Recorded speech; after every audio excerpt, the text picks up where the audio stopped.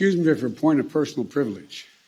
As I was walking down, I regret that my grandchildren aren't here, because this is a really, really, really important moment in our history. By making Juneteenth a federal holiday, all Americans can feel the power of this day and learn from our history and celebrate progress and grapple with the distance we've come, but the distance we have to travel, Jim.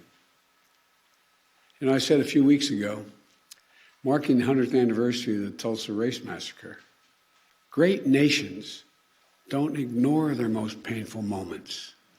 Great nations don't ignore their most painful moments. They don't ignore those moments in the past. They embrace them. Great nations don't walk away. We come to terms with the mistakes we made. And in remembering those moments, we begin to heal and grow stronger. The truth is, it's simply not enough just to commemorate Juneteenth. After all, the emancipation of enslaved black Americans didn't mark the end of America's work to deliver on the promise of equality. It only marked the beginning. To honor the true meaning of Juneteenth, we have to continue toward that promise, because we've not gotten there yet. The Vice President and I and our entire administration and all of you in this room are committed to doing just that. That's why we've launched an aggressive effort to combat racial discrimination in housing. Finally address the cruel fact that a home owned to this day by a black American family is usually appraised at a low rate for a similar home owned by a white family in a similar area. That's why we committed to increasing black home ownership, one of the biggest drivers of generational wealth. That's why we're making it possible for more black entrepreneurs to access capital, because their ideas is good, they lack the capital to get their fair share of federal contracts so they can begin to build wealth. That's why we're working to give each and every child 3 and 4 years of age, not daycare, but school, in a school. That's why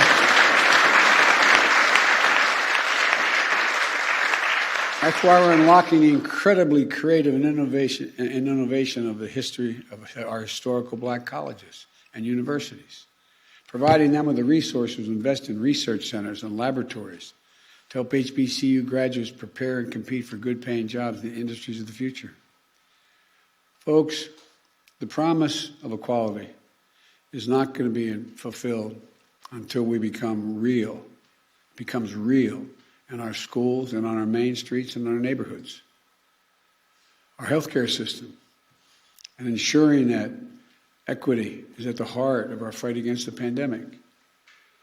And the water that comes out of our faucets, and the air that we breathe in our communities, and our justice system, so that we can fulfill the promise of America for all people, all of our people. And it's not going to be fulfilled so long as the sacred right to vote remains under attack.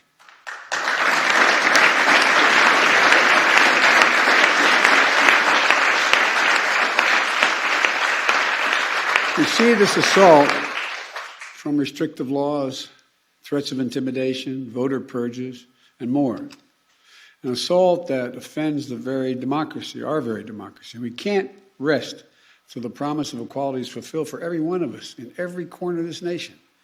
That, to me, is the meaning of Juneteenth. That's what it's about. So let's make this very Juneteenth, tomorrow, the first that our nation will celebrate all together as one nation. A Juneteenth of action on many fronts. One of those is vaccinations.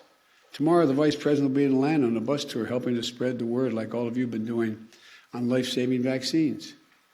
And across the country this weekend, including here in Washington, people will be canvassing and hosting events in their communities, going door to door, encouraging vaccinations. We've built equity into the heart of the vaccination program from day one, but we still have more work to do to close the racial gap in vaccination rates. The more we can do that, the more we can save lives. Today also marks the 6th anniversary of the tragic deaths at Mother Emanuel Church in Charleston, South Carolina. A killer, motivated by hate, intending to start a race war in South Carolina. He joined his victims in a Bible study class. Then he took their lives in a house of worship. It's a reminder that our work to root out hate never ends, because hate only hides. It never fully goes away, it hides. And when you breathe oxygen under that rock, it comes out. And that's what we must understand, that Juneteenth represents not only the commemoration of the end of slavery in America more than 150 years ago, but the ongoing work to have to bring true equity and racial justice into American society, which we can do. In short, this day doesn't just celebrate the past. It calls for action today. I wish all Americans a happy Juneteenth.